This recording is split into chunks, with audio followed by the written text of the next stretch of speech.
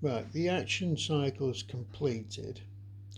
We're now entering the supply phase, and this is something which you barely touched on it in the actual scenario roads to Gettysburg in the main game, but this is quite convoluted in this particular long roads to Gettysburg scenario. So if we look on the detailed sequence of play, we have a series of subphases. Now the first one is Confederate Levies. Now this is where Confederates occupy one of these towns with the yellow discs. They've got 5 strength points. But a quick correction, I'm going to have to use the proper terminology from now on. It's a manpower point. So if they've got 5 manpower points and they're currently at 0 fatigue, they can levy a contribution from these towns. Now, not only does this give you supply, it also gives you victory points. So if we look at this chart here, it shows you how much supply you get and how many victory points you get for doing that levy. So some places you can actually do a levy, but you're not going to get any victory points for them. You can also capture depots, which gives you victory points and ammunition and supply. I notice also that manpower value and manpower points are pretty much interchangeable, so be careful if I say that. I effectively mean the same thing. Okay, I'm not going to go into levies any further because we're not in a position where they can levy anything. All the yellow discs are north of the Potomac. Next part of the phase is the supply status phase, and this is where you determine whether you're actually in supply or not. Now, the thing to remember is this is probably irrelevant. Well, is really irrelevant at this stage because both sides are active. They're not passive. You can only no, is that the case? So let me check. Actually, it is relevant because if you're let's wait on this particular moment. We'll not go into this in any more detail, apart from say you've got to say whether you're actually in supply or not. Now, the Confederates have a special supply thing for any counties that's south of the Rapidan River, which is Caroline, Spotsylvania, and Orange counties. A Confederate unit is always in supply, they're in there.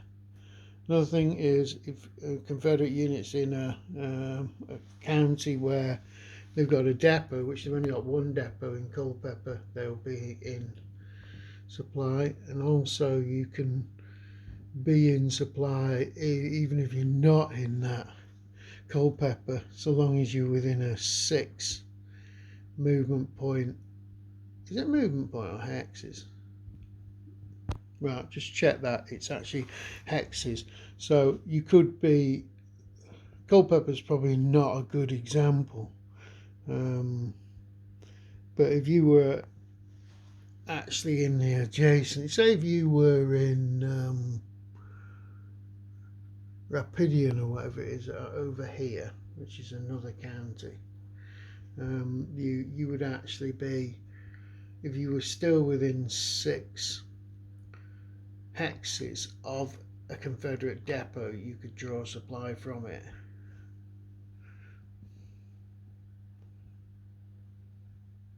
Union's slightly different.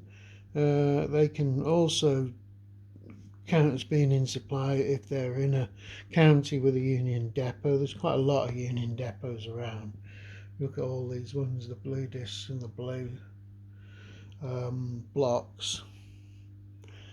Same rule about the hex distance, so you might not be in the same county, but if you were, for example, if we look at Frederick West here, this is a much better example. Anyone in Frederick West is in supply, but also if I was in Frederick East, just across the river here, I would still be in supply because I'm within 6 hexes of that particular depot. Union also can draw supply off railroads. If you're in a county where there is at least one undamaged railroad junction, your railroad junctions are these little red things like this. So a lot of them start the game already damaged through previous sort of hostilities. And so if there's one of those undamaged stations, and then you can actually trace a line of railroad hexes, a line of railroad hexes from that undamaged station to a hex that contains a Union depot, you're also in supply.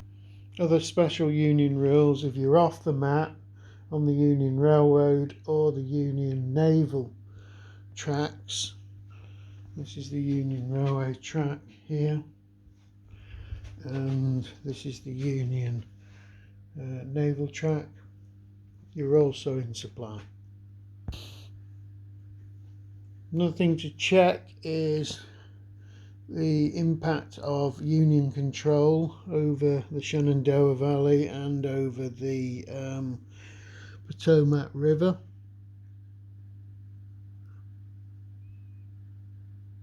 This can result in a degradation of the Confederate supply. I'm not going to go into that at this time, since it's getting already quite a long video. This next bit is the important bit. If you are actually out of supply and you fatigue, well, basically if you're out of supply, you expend 1 supply point each turn. Now each unit has 6 supply, which you call victuals here.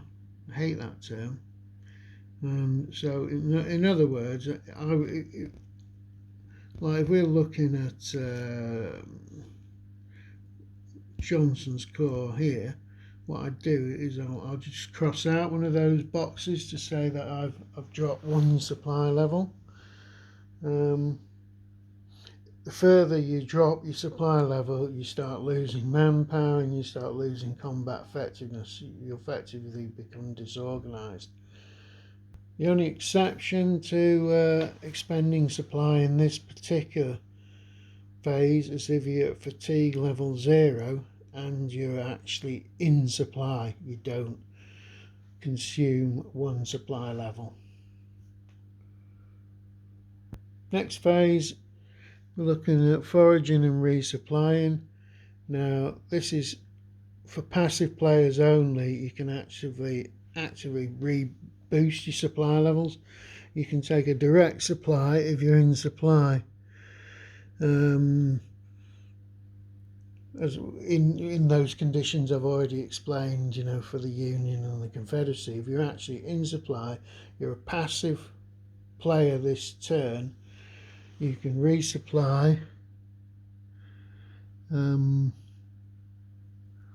Just let me check this. Yeah, but any unit is resupplied automatically goes back to having 6 supply levels again. So all your out of supply levels are wiped out. Another thing you can do if you're not actually in direct supply is you can forage. Yet again, this is a passive player option, and depending on how much fatigue you expend and how rich in terms of supplies the provinces are, you will pick up anything from 1 to 6 levels of supply. Now remember, you can only have a maximum of 6 anyway for each unit.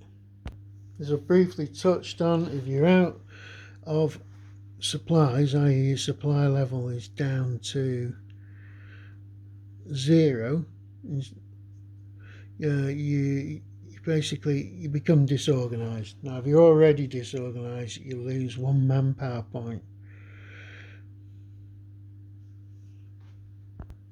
Right, just a clarification, you lose 1 manpower point if you're out of supply and you've at fatigue level 3 or 4.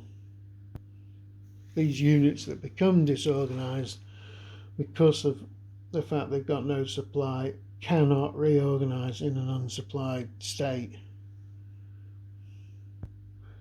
Another thing that can happen in the supply phase is the Union can repair damaged railroad stations. I won't go into that at this particular point. And then you've got your depot placement subphase, which there's a couple of rules. The Confederates start off with this optional depot in Culpeper, which I've chosen to take, but you can also build Confederate depots at Winchester and Berryville, depending on certain conditions, usually the fact there's no Union units around. You can also capture depots, and you can gain supply from capturing them, and you can also destroy depots, basically wrecking the enemy's supply lines. Yeah, there's another sub-phase to this. The final one is ammo distribution, but I am choosing not to use the ammunition optional rule. I don't know about this one. I feel that I should be using this, but it does state it's optional, because even the standard roads to Gettysburg scenario does have rules about ammunition. There's these ammunition tracks here. I'll get back to this one. I may resort to doing ammunition. I might just record ammunition usage and then decide later whether I'm actually going to use it as a rule. It's quite complicated.